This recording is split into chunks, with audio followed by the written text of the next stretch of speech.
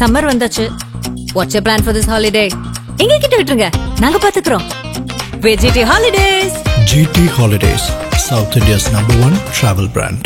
நெத்தானியாஹூ என்ன சொல்றாருன்னா, இது ஒரு எக்ஸிஸ்டென்ஷியல் ப்ராப்ளம். நாங்கள் இங்கே இருக்கிறதையே கேள்விக்கு உள்ளாக்கக்கூடிய ஒரு ஈரான் மீது நாங்கள் போர் தொடுப்போம். இப்பதான் அவங்க அணுகுண்டை தயாரிக்கக்கூடிய ஒரு டெக்னாலஜியை உருவாக்கிட்டாங்க.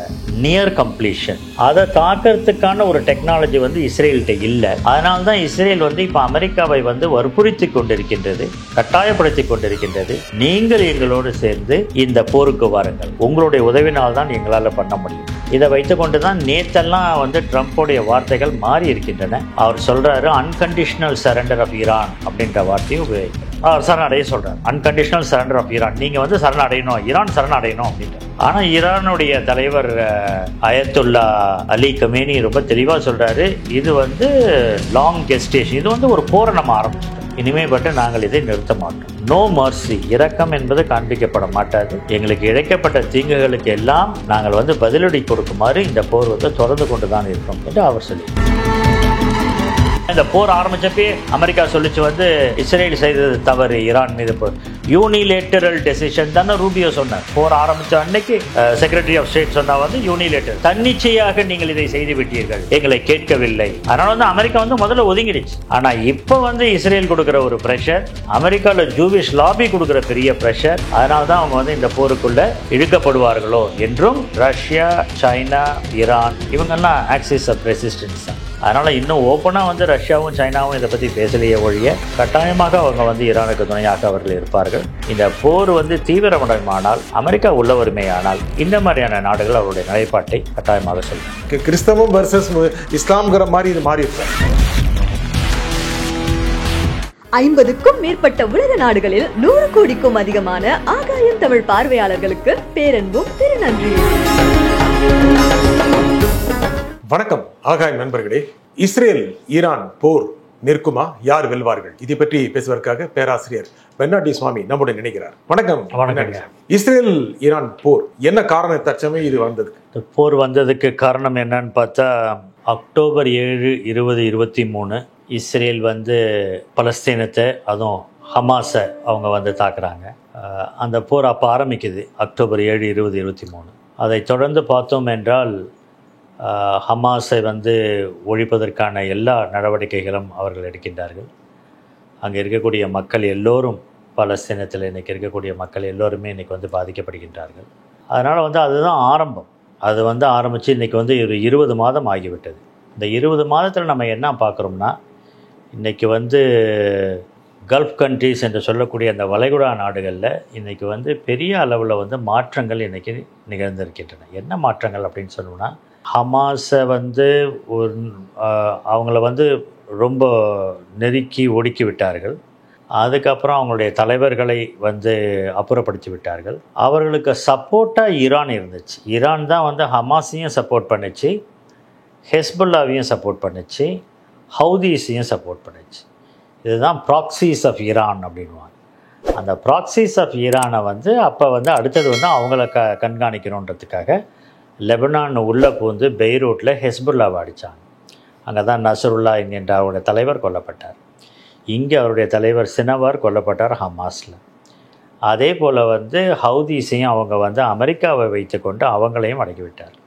அதை தவிர்த்து இன்னொரு மாற்றமும் நிகழ்ந்தது என்னென்னா, சிரியாவில் அல் அசாத் ரஷ்யாவுக்கு தஞ்சம் புகுந்துட்டார்.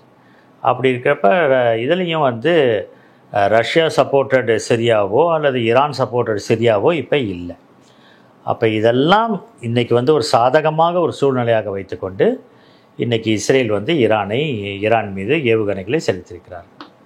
அவர்கள் சொல்கிறது என்னன்னா, ஈரான் ஒரு பெரிய நாடு, 90 மில்லியன் மக்கள் வாழக்கூடிய மிகப்பெரிய நாடு, வளர்ந்த நாடு, நிறைய பேர் படிப்பறிவுடைய இது நிறையா டெக்னாலஜிக்கல் டெவலப்மெண்ட்ஸ்லாம் நிறையா இருக்கிற ஒரு கண்ட்ரி, இண்டஸ்ட்ரியலி அட்வான்ஸ்டு கண்ட்ரி. அது அந்த மாதிரியான ஒரு நாட்டை இன்றைக்கி தாக்குவதற்கு ஈரானை அவங்க தாக்குவதற்கு ஒரு காரணம் என்னென்னா, இஸ்ரேல் உருவாக்கப்பட்டதுலேருந்தே ஈரான் சொல்லி கொண்டிருந்தது, இஸ்ரேல் இருக்கக்கூடாது, இந்த பூகோள வரைபடத்தில் இஸ்ரேல் இந்த இடத்துல இருக்கக்கூடாது அப்படின்றத அவங்க சொல்லிக்கிட்டே இருந்தாங்க. அதனால் நெத்தானியாஹூ என்ன சொல்கிறாருன்னா, இது ஒரு எக்ஸிஸ்டென்ஷியல் ப்ராப்ளம், நாங்கள் இங்கே இருக்கிறதையே கேள்விக்கு உள்ளாக்கக்கூடிய ஒரு ஈரான் மீது நாங்கள் வந்து போர் தொடுப்போம். இப்போ ஏன் போர் தொடுக்கிறோம், இவ்வளோ நாள் போர் தொடுக்கலை அப்படின்னா, இப்போ தான் அவங்க வந்து அணுகுண்டை தயாரிக்கக்கூடிய ஒரு டெக்னாலஜியை உருவாக்கிட்டாங்க. நியர் கம்ப்ளீஷன், அது வந்து கிட்டத்தட்ட வந்து முடிவடையும் தருவாயில் இருக்கின்றது. அவருடைய என்ரிச்டு யுரேனியத்தை பார்க்கும்போது அவங்க வந்து கட்டாயமாக வந்து அவர்கள் குண்டு தயாரிப்பார்கள்.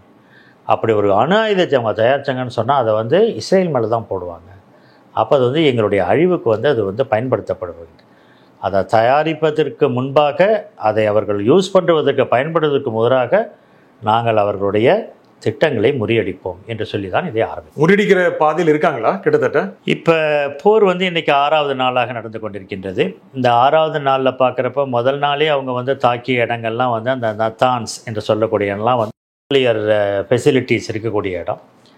அதில் வந்து ஃபொர்தோன்ற இடம் தான் நேற்று இன்றைக்கெல்லாம் பேசப்படுகின்ற இடமா இருக்கின்றது. இந்த ஃபொர்தோன்ற இடம் வந்து ஒரு மலைப்பகுதியில் கீழே 263 ஃபீட்டுக்கு கீழே வந்து அந்த அணு குண்டுகள் அணு உலைகள் எல்லாம் வைக்கப்பட்டிருக்கின்றன. அதனால் வந்து அதுதான் வந்து ரொம்ப முக்கியமான ஒன்று. அதை தாக்கிறதுக்கான ஒரு டெக்னாலஜி வந்து இஸ்ரேல்கிட்ட இல்லை. அதனால்தான் இஸ்ரேல் வந்து இப்போ அமெரிக்காவை வந்து வற்புறுத்தி கொண்டிருக்கின்றது, கட்டாயப்படுத்தி கொண்டிருக்கின்றது. நீங்கள் எங்களோடு சேர்ந்து இந்த போருக்கு வாருங்கள், நாம் இருவரும் சேர்ந்து அவங்களுடைய அந்த நியூக்ளியர் அந்த அணு ஆயுதத்தையும் அந்த அணு குண்டுகளையும் நாம் ஒழிப்போம், உங்களுடைய உதவினால் தான் எங்களால் பண்ண முடியும். இதை வைத்துக்கொண்டு தான் நேற்றெல்லாம் வந்து ட்ரம்ப்போடைய வார்த்தைகள் மாறி இருக்கின்றன.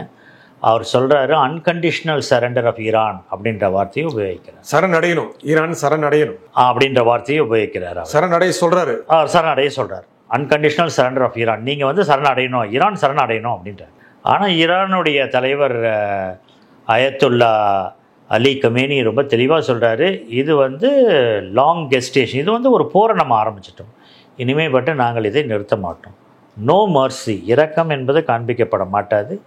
எங்களுக்கு இழைக்கப்பட்ட தீங்குகளுக்கு எல்லாம் நாங்கள் வந்து பதிலடி கொடுக்குமாறு இந்த போர் வந்து தொடர்ந்து கொண்டு தான் இருக்கும் என்று அவர் சொல்லியிருக்கிறார். ஈரான் தக்க பதிலடி கொடுக்கதா? 2வது நாள் பார்க்கும்போது இஸ்ரேல் மீது கடுமையான தாக்குதல்களை ஈரான் தொடுத்த மாதிரி இருந்துச்சு. அதே மாதிரி செய்திகள் வந்தன. இஸ்ரேலுடைய முக்கியமான பகுதிகள் கட்டிடங்கள் மீது வான்வீச்சு தாக்குதல் நடத்தப்பட்டது. அதற்கான உறுதி கேப்பபிலிட்டி ஈரான்கிட்ட இருக்கா? சஸ்டெயின் பண்ண முடியுமா?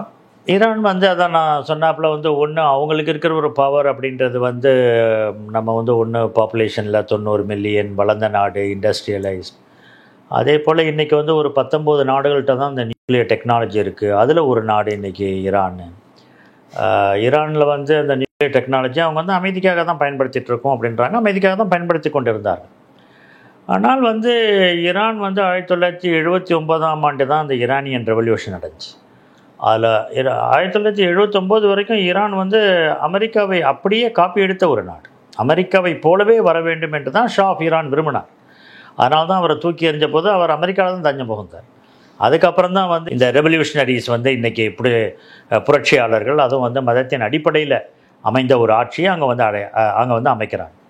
உலகத்திலேயே மிக அதிகமாக ஷியாஸ் இருக்கக்கூடிய ஒரு நாடு, ஷியா மெஜாரிட்டி கண்ட்ரி அப்படின்னா அது வந்து இன்றைக்கி வந்து ஈரான் தான். அந்த மத தலைவர் தான் அயத்துல்லாஸ் அப்படின்ட்டு. அதனால் வந்து அவங்க வந்து ஒரு நாட்டை கட்டி எழுப்பி கொண்டு இருக்கும் போது 80லேருந்து 88 வரைக்கும் 8 ஆண்டுகள் வந்து ஈரான் ஈராக் போர். அதனால் என்ன ஆச்சுன்னு சொன்னால், ஈரானுக்கு வந்து வெஸ்டர்ன் கண்ட்ரீஸ்டேருந்து கிடைக்கக்கூடிய ஒரு சப்போர்ட்டு கிடைக்காம போயிடுச்சு. அவருக்கு மேலே எதிர்ப்பு நிறையா ஆயிடுச்சு. அவருக்கு மேலே வந்து பொருளாதார தடையை விதிக்க ஆரம்பிச்சிருச்சு. அமெரிக்கா பல தடவை பொருளாதார தடையை விதிச்சிருச்சு. அதனால் அவங்களால வந்து வளர முடியாமல் அவர்களை வந்து தடுத்து விட்டார்கள். அதன் காரணம்தான் இப்போது நீங்கள் குறிப்பிடுகின்றது, இவர்கள் கொடுக்குற தாக்குதல் அளவுக்கு அவங்க கொடுக்க முடியவில்லையே அப்படின்றது வந்து ஒருவேளை இருக்கலாம். இருந்தாலும் கூட இன்றைக்கி வந்து நேற்றெல்லாம் வந்து அந்த ஃபத்தா சூப்பர் ஹைட்ரோஜீனிக் அந்த இதெல்லாம் அவங்க கொடுத்துருக்கிறதுலாம் வந்து ஒரு பெரிய லெவலில் வந்து தயாரிக்கப்பட்ட ஒரு இதுதான். அதனால் வந்து அவங்க என்ன சொல்கிறாங்க, எங்களுடைய பதிலடி வந்து இமீடியட்டாக இருக்காது. இஸ்ரேலுடைய போர் வந்து எப்போதுமே நீங்கள் பார்த்தீங்கன்னா சர்ஜிக்கல் ஸ்ட்ரைக்குன்ற வார்த்தையை உபயோகித்தது அவங்க தான். அதே போல் வந்து லிமிட்டட், அவங்களதெல்லாம் வந்து 8 நாள் 10 நாள் 12 நாள் அவ்வளோதான். இப்போ கூட நிபுணர்கள் என்ன சொல்கிறாங்கன்னா, நம்ம இஸ்ரேல்கிட்ட இருக்கக்கூடிய இந்த மிசைல்ஸ் எல்லாமே இன்னொரு 10-12 நாளைக்கு தான் இருக்குது அவங்க மேலே செலுத்துவதற்கு. அதுக்கப்புறம் அமெரிக்கா சப்போர்ட் பண்ணாலே ஒழி அவங்க கையில் வந்து ஆயுதங்கள் இல்லை. ஏன்னா இவங்க வந்து இதோட ஹமாஸோடையும் ஹெஸ்புல்லாவோடையும் மற்றவங்களோடையும் அவங்க வந்து கிட்டத்தட்ட வந்து 20 மாதங்களாக போர் புரிந்து கொண்டிருக்கிறார். அதவே வந்து அதனால தான் இப்போ வந்து எப்போதும் இல்லாத அளவுக்கு இன்றைக்கி வந்து ஈரான் இன்றைக்கி வந்து இஸ்ரேல் வந்து அமெரிக்க உதவியை நாடுகின்றது. நீங்கள் எங்களோட சேர்ந்து இந்த போரில் நில்லுங்க, இதை கடைசி போர் என்ற மாதிரி தான் அவர்கள் சொல்லிக் கொண்டிருக்கிறார்கள். கடைசி போர் தானா இது? கடைசி போராக இருப்பதற்கு வாய்ப்பில்லை. ஏன்னா ஈரான்லாம் வந்து பெரிய நாடு, நிச்சயமாக வந்து அவர்கள் நிற்பார்கள். இஸ்ரேலு தான் வந்து இன்றைக்கி இருக்கக்கூடிய அவர்களுடைய இதெல்லாம் வச்சுக்கொண்டு அவருடைய குறையக்கூடிய பலங்கள், குறையக்கூடிய மிசைல்ஸ் எல்லாத்தையும், அதாவது இந்த மிலிட்டரி வெப்பன்ஸ் அவங்க கையில் குறைஞ்சிக்கிட்டே இருக்கிறப்ப எவ்வளோ நாளைக்கு அவங்க தாக்க பிடிப்பாங்க? அமெரிக்காலாம் கட்டாயமாக வருவாங்களான்னு தெரியல. ஏன்னா இந்த போர் ஆரம்பித்தப்பே அமெரிக்கா சொல்லிச்சு வந்து இஸ்ரேல் செய்தது தவறு ஈரான் மீது. இப்போ யூனிலேட்டரல் டெசிஷன் தானே ரூபியோ சொன்னார். போர் ஆரம்பித்த அன்னைக்கு அவர் செக்ரட்டரி ஆஃப் ஸ்டேட் சொன்னால் வந்து யூனிலேட்டர், தன்னிச்சையாக நீங்கள் இதை செய்து விட்டீர்கள், எங்களை கேட்கவில்லை. அதனால் வந்து அமெரிக்கா வந்து முதல்ல ஒதுங்கிடுச்சு. ஆனால் இப்போ வந்து இஸ்ரேல் கொடுக்குற ஒரு ப்ரெஷர், அமெரிக்காவில் ஜூவிஷ் லாபி கொடுக்குற பெரிய ப்ரெஷர், அதனால தான் அவங்க வந்து இந்த போருக்குள்ளே இழுக்கப்படுவார்களோ என்றும் திட்டமிட்டு இப்படியும் குறிப்பிடுகிறார்கள். திட்டமிட்டு இந்த சமயத்தில் வந்து அந்த வளைகுடா பகுதியில் அமெரிக்காவுடைய பேஸையோ அது அமெரிக்காவுடைய ஒரு கப்பலையோ யாராச்சும் ஒருத்தர் தாக்கினா கூட அது வந்து ஈரானால் தாக்கப்பட்டது என்று சொல்லி அமெரிக்கா அதை ரீசனாக வச்சுக்கிட்டு இஸ்ரேலோடு சேர்ந்து அந்த போரை தொடங்குவதற்கான வாய்ப்புகள் இருக்கின்றன என்பது இன்றைக்கி நிறைய பேரால் குறிப்பிடப்படுகின்றன. அமெரிக்கா வந்துடக்கூடிய வாய்ப்பு தான் இருக்குது இஸ்ரேலுக்கு ஆதரவாக வரதுக்கான வாய்ப்புகள் இருக்குது. ஏன்னா இது கடைசியாக நேற்று அவர் பேசினதெல்லாம் அதான் சொல்கிறார். அடிப்படையில் இது ஒரு மத போரா மாறிடுச்சா? இஸ்ரேல் அமெரிக்கா போன்ற நாடுகள் சொல்றதும், அது கிறிஸ்தவ முதன்மை கொடுப்பதும், இல்லை ஈரான் ஹமாஸ்க்கு உதவி செய்யறதும் அப்படிங்கிறது நீங்கள் ஏற்கனவே சொன்னீங்க. ஈரான் அதிக அளவுக்கு ஷியாக்கள் வாழ்கின்ற ஒரு நாடு, ஷியா தலைவர்கள் தான் நாங்கள் ஆண்டு கொண்டிருக்கிறார்கள். அது ஒரு மத போராக கிறிஸ்தவம் வர்சஸ் இஸ்லாம்ங்கிற மாதிரி இது மாறிடுச்சா? போர் வந்து ஒரு மத சாயத்தை எடுத்துக்கொண்ட மாதிரி தெரியல. இதனுடைய வரலாறு அப்படின்னு நம்ம பார்த்தோம் அப்படின்னு சொன்னால் இது வந்து ஒரு மாதிரி ஈரான் வந்து பெர்ஷியன் கிங்டம் தான். பழைய காலத்தில் வந்து பெர்ஷியா ஆட்சி, சைரஸ் 1 சைரஸ் 2லாம் இருந்தது, நேபுகத்நேசர் இருந்தது, பாபிலோனியா இது வந்து சிவிலைசேஷன் வந்து இருந்த ஒரு நாடு வந்து அந்த நாடு. அதனால் வந்து அந்த பாபிலோனியா கிங்டம் வந்து நேபுகத்நேசர் 3வது நேபுகத்நேசர் பீரியட்லேயே 584 போலேயே அந்த ஃபஸ்ட்டு ஜூவிஷ் டெம்பிளை உடைச்சாங்களே, ஃபஸ்ட்டு ஜூவிஷ் டெம்பிள் உடப்பட்டது அப்போ தானே. அதனால் வந்து இது வந்து பெர்ஷியாவுக்கும் ஜூவிஷுக்கும் நடக்கக்கூடிய ஒரு போரா அப்படின்றது இன்றைக்கி எழுப்பப்படுகின்றது. இது வந்து ஒரு மாதிரி சிவிலைசேஷனல், இது வந்து பழைய நாகரிகங்கள் இருந்த இடம். அது அந்த நாகரிகங்களில் ஏற்பட்ட அந்த பகைமையின் அடிப்படையில் இன்றைக்கி வந்து இந்த போர் நிகழ்கிறதா அப்படின்ற ஒரு கேள்வியும் இன்றைக்கி வைக்கப்படுகின்றது.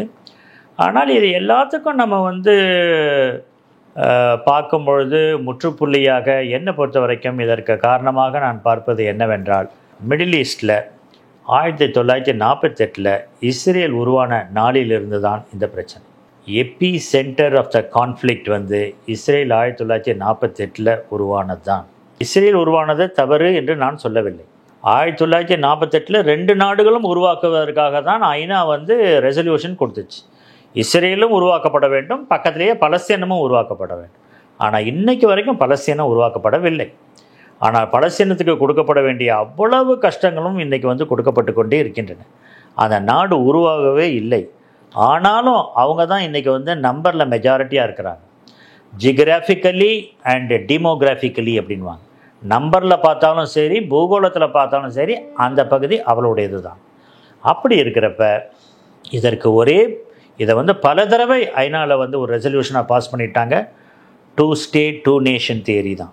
2 நாடுகளும் ஒன்றோட ஒன்று அங்கே ஒன்று உருவாக்கப்பட்டுடுச்சு, இன்னொன்று உருவாக்கப்பட வேண்டும். அதை இவர்கள் அங்கீகரிக்க வேண்டும். இருவரும் ஒருவருக்கு ஒருவர் நட்பாக இங்கே இருப்பது தான் ஒரே ஒரு முடிவாக இருக்குமே ஒழிய வேறு முடிவுகள் இதற்கு இல்லை. ஆனால் இஸ்ரேல் இதுக்கு தயாராக இல்லை. இஸ்ரேல் தயாராக இல்லை. ஆனால் கிட்டத்தட்ட வந்து 193 நாடுகளில் 191 நாடுகள், அமெரிக்காவும் இஸ்ரேலும் தவிர்த்து எல்லா நாடுகளும் இதுதான் இருக்க வேண்டும் என்று சொல்கிறார்களே. செயல்படுத்த எப்படி வந்து 2 நாடுகள் மட்டும் மாட்டேன்னு சொல்கிறத 191 நாடுகள் அவங்களுடைய ரெசல்யூஷன் மூலமாக என்ன சொல்லியிருக்காங்க? இது வரணும், இதுதான் சொல்யூஷன், 2 நேஷன் தான் சொல்யூஷன் எல்லாரும் சொல்லியிருக்காங்க. ஆனால் ஏன் செயல்படுத்த முடியல? அதுதான் இந்த 2 பவர்ஃபுல் நேஷன்ஸும் சேர்ந்து அதை இதை இம்ப்ளிமெண்ட் பண்ண விடாமல் ஒருத்தருக்கு இன்றைக்கி சப்போர்ட்டாக இருந்துக்கிட்டு இன்றைக்கி வந்து யூதர்கள் அப்படின்றவங்க வந்து அமெரிக்காவில் இன்றைக்கி வந்து ஒரு பெரிய இன்ஃப்ளூயன்ஷியல் குரூப் இல்லை அவங்க. இன்றைக்கி நீங்கள் ஹாலிவுட் எடுத்துக்கிட்டிங்கன்னா அவங்க கையில் தான் இருக்குது, பிஸ்னஸ் எடுத்துக்கிட்டிங்கன்னா அவங்க கையில் தான் இருக்குது. அவங்க ஒரு பவர்ஃபுல் லாபி இன்றைக்கி அமெரிக்கா. அதனால் பவர்ஃபுல் பொலிட்டிக்கல் லாபியும் ஆகும். அதனால் வந்து அவங்க அந்த ஒரு இதை வந்து அமெரிக்காவுக்கு கொடுத்து கொண்டே இருக்கிறார். இது வந்து அமெரிக்க பல்கலைக்கழகங்களுக்கும் அவங்க கொடுக்குறாங்க, யார் யாரெல்லாம் வந்து இது பண்ணுறாங்களோ அவங்க எல்லாருக்கும் கொடுக்குறாங்க அதை சொல்லி. அதனால் வந்து இதற்கு தீர்வு என்பது அதுதான் தீர்வாக இருக்கும். அதுதான் உலக நாடுகளும் விரும்புகின்றன.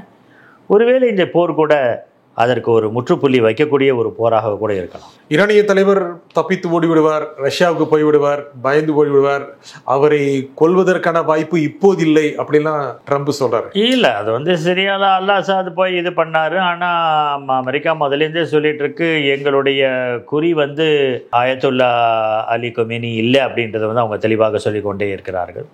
அதனால் வந்து அவருடைய இது இல்லை. இப்போ வந்து அவங்க ஒரு இது என்ன வச்சுருக்காங்கன்னா, ஈரான் மேலே வந்து அவங்க அணுகுண்டுகள் எங்களை தாக்கி எங்களை அழிக்கும் அப்படின்றதான் முதல் காரணமாக அவர்கள் சொன்னார்கள்.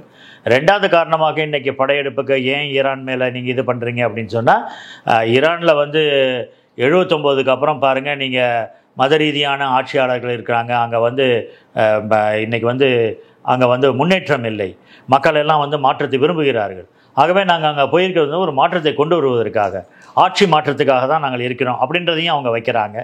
அதே சமயத்தில் வந்து நியூக்ளியர் இதையும் நாங்கள் வந்து டிஸ்மேண்டில் பண்ணுறோம் அப்படின்றதையும் கொடுக்குறாங்க.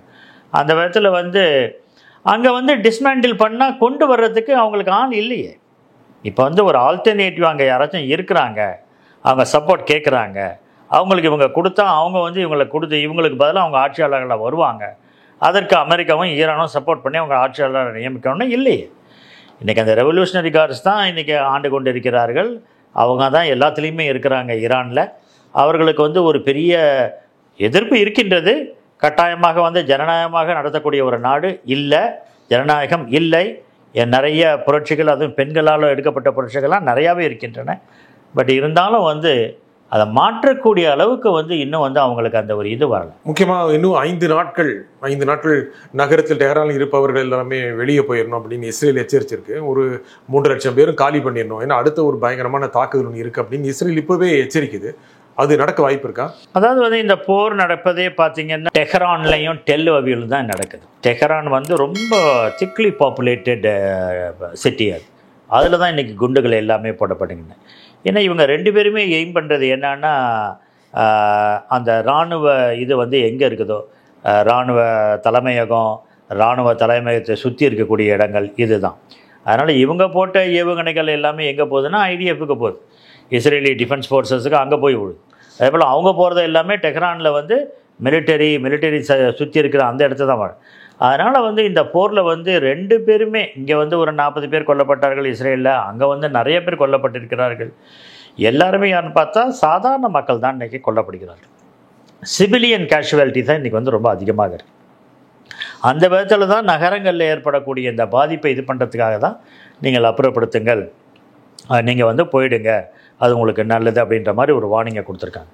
மற்றபடி வந்து இது 2 கேபிட்டல் டு கேபிட்டலில் தான் இந்த ஏவுகணைகள் எல்லாமே செலுத்தப்பட்டு கொண்டு அதே சமயத்தில் அழிவை சந்தித்து கொண்டிருக்கிறதும் இந்த 2 இடங்கள் தான். நீங்கள் சொன்னீங்க கிட்டத்தட்ட 200 அடிக்கு கீழே, 250 அடிக்கு கீழே அவங்களுடைய ஆராய்ச்சி கூடங்கள் இருக்குது ஈரானில். அதை வெடிப்பதற்கான சக்தியை அமெரிக்காட்டு இஸ்ரேல் எதிர்பார்க்குதுன்னு.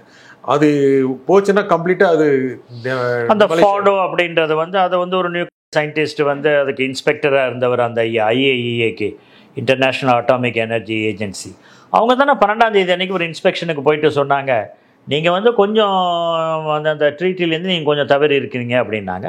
இவங்க 13ஆம் தேதி அன்றைக்கி இந்த தாக்குதலை இவங்க வந்து இஸ்ரேல் வந்து ஆரம்பிச்சிட்டாங்க. அந்த நியூக்ளியர் சயின்டிஸ்ட்லாம் சொல்கிறது வந்து அதை போய் அடித்து இது பண்ணுறதுன்றது ரொம்ப கஷ்டம், சிரமம். அதை வந்து பண்ணுறதுன்றது முடியாது, இஸ்ரேலால் முடியாது. அமெரிக்காவோட சேர்ந்து அவர் வந்து ஒரு பெரிய எண்ணிக்கையை கொடுக்குறாரு, 33,000 LB இது கொண்டு வந்து கொடுத்தா தான் அது வந்து அடிக்க முடியும் அப்படின்ட்டு.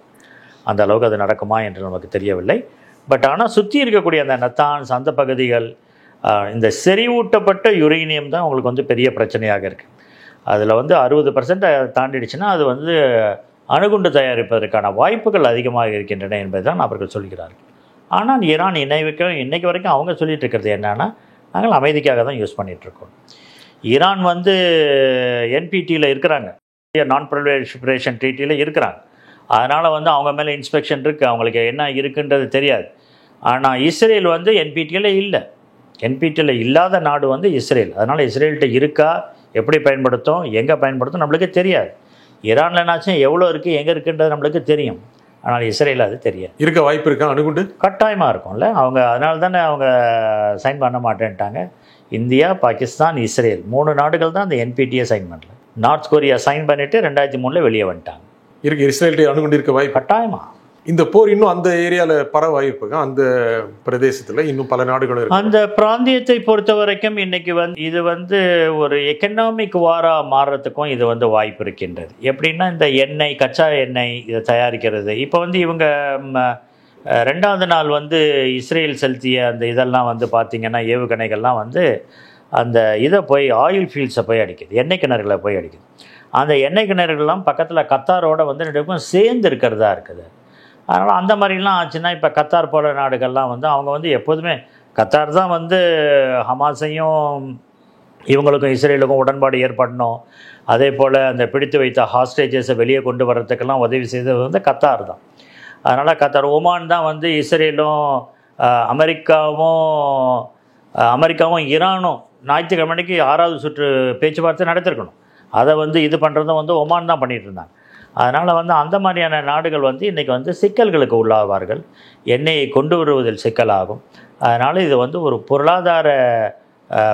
பொருளாதார இம்பேக்டை, பாதிப்பை ஏற்படுத்தக்கூடிய ஒரு போராக இது மாறுவதற்கான வாய்ப்புகள் இருக்கின்றன. நம்ம நாட்டையும் பாதிக்குமா? முக்கியமாக எண்ணெய் வளங்கள், எண்ணெய் விலை இப்போ உயர்ந்திருக்கு. ஒரு மாதிரி வந்து $73 $78 வரைக்கும்லாம் இன்றைக்கி போயிட்டுருக்கு. இருந்தாலும் உக்ரைன் போர் அப்போ அது வந்து $100 கடந்துச்சு ஒரு பேரல். அந்தளவுக்கு போல் இருந்தாலும் வந்து இந்த ஸ்ட்ரெயிட் ஆஃப் ஹார்மோஸ் வழியாக வர்றதை வந்து ஈரான் தடை பண்ணிச்சுன்னா இந்த எண்ணெயை கொண்டு வரக்கூடிய அந்த பகுதிகள், ரெட் சி வழியாகவும் ஹார்மோஸ் வழியாகவும் கொண்டு வரக்கூடிய அந்த பகுதிகளில் பாதிப்பு ஏற்பட்டுச்சுன்னா எண்ணெயை கொண்டு வருவதற்கான அந்த செலவினங்கள் ஜாஸ்தியாகும், அப்போ பிரச்சனையாகும். ஆனால் ஈரான்லேருந்து யாரும் நிறையா இது முன்னாடியே அமெரிக்கா வந்து எல்லாரையும் ப்ரெஷரைஸ் பண்ணி ஈரான்லேருந்து எண்ணெய் வாங்கக்கூடாதுன்னு. அதனால இந்தியாவுமே வந்து ஈரான்லேருந்து, ஏன்னா நம்ம ஈரான்லேருந்து எண்ணெயை வாங்கிட்டு இருந்தப்போ நம்ம வந்து ருப்பியில் பே பண்ணிட்டு இருந்தோம். ஒரே ஒரு நாட்டோடு தான் நம்ம வந்து ருப்பி இது வச்சுருக்கலாம், அது வந்து ஈரான்டேருந்து தான் நம்ம வாங்கிட்டு இருந்தோம். அதெல்லாம் அந்த பிரச்சனையானதுனால தான் இப்போ நம்ம ரஷ்யாட்டேருந்து வாங்கிட்டு இருக்கோம். அதனால் இந்த எண்ணெயை கொண்டு வரதில் வேணால் பிரச்சனை இருக்கலாமே ஒழிய அவங்களுக்கு பயங்கர தட்டுப்பாடு. ஈரான் உள்ள அவங்களுக்கு எண்ணெய் எடுத்து அவங்க யூஸ், ஏன்னா அந்த 90 மில்லியன் கன்சம்ஷனுக்கு வந்து அது வந்து தட்டுப்பாடுகள் இப்போ நிறைய இருக்கின்றன. வேறு நாடுகள் வந்துருமா?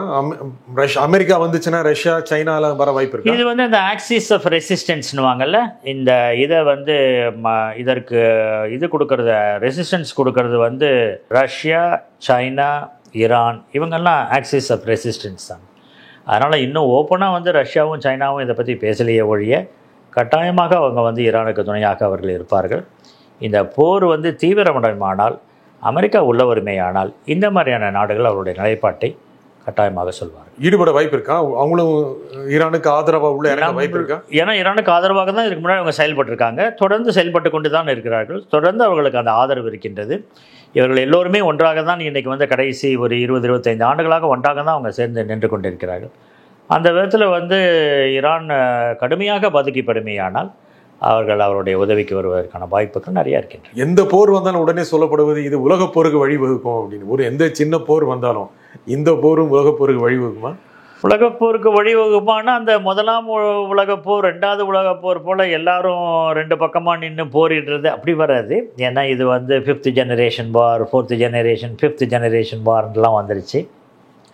அதனால் வந்து அந்த விதத்தில் வந்து இது வந்து உலக நாடுகளை பாதிக்கும். அதே சமயத்தில் வந்து இது வந்து ஒரு உலகப்போர், இப்போ இதுவாக தான் இந்த இன்றைக்கி வளைகுடா பகுதியில் இருக்கக்கூடிய இந்த பிரச்சனைகளை மட்டும் தீர்க்கக்கூடிய ஒரு போராக தான் இது இருக்கும். அப்படி ஒரு போர் வந்து அந்த தீர்வை கொடுத்தால்தான் அது வந்து நிற்கும். அப்படி இல்லாட்டி எல்லா நாடுகளுமே இரு அணிகளாக சேர்ந்து தான் நிற்பார். இந்த நிகழ்ச்சியும் கருத்து குறிப்பாக திரு பெர்னார்டி சுவாமி, மிக்க நன்றி. நன்றிங்க. சம்மர் வந்தாச்சு. What's your plan for this holiday? எங்க கிட்ட விட்டுருங்க, நாங்க பாத்துக்கிறோம். VGT Holidays. GT Holidays, South India's #1 travel brand.